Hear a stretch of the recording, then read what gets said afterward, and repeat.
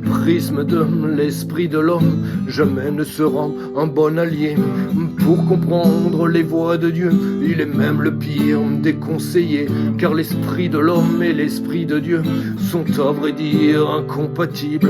On ne peut comprendre ni parler du bon Dieu si notre esprit est ancré dans la matière. Peut-on parler d'une logique spirituelle lorsqu'on est pétri par le concret? Peut-on parler de poésie si l'on ne sait pas ce qu'est une rime? Je demeure pourtant chaque fois stupéfait de l'aplomb avec lequel les champions de l'esprit du monde assènent leur ignorance si sûre d'eux.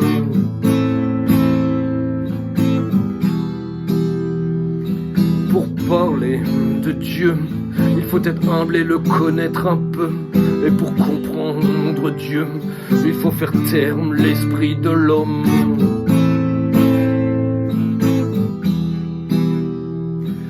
Beaucoup te diront que si Dieu existait, il n'y aurait pas de malheur sur terre. C'est méconnaître l'existence du diable, la lutte invisible entre le bien et le mal. L'esprit d'un homme ancré dans la matière ne peut concevoir que le diable existe.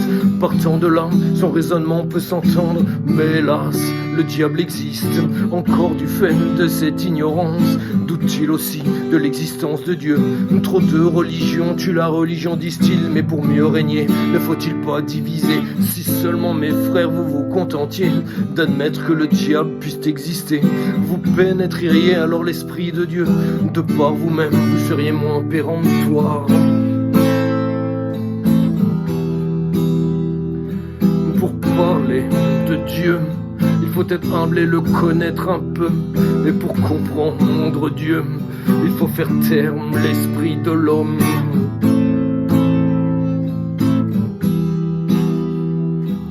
Comment ne pas trouver surprenant que sur les sujets qu'il ne maîtrise pas, globalement l'homme prête l'oreille.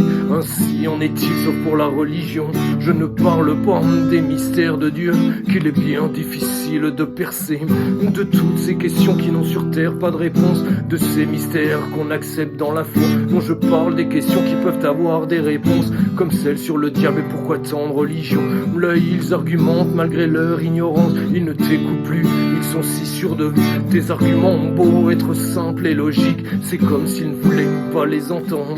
Ce n'est pas honnête, s'en rendent-ils compte? Est-ce de la peur ou de l'orgueil?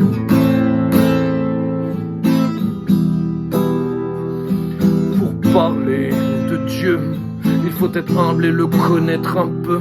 Et pour comprendre Dieu, il faut faire taire l'esprit de l'homme.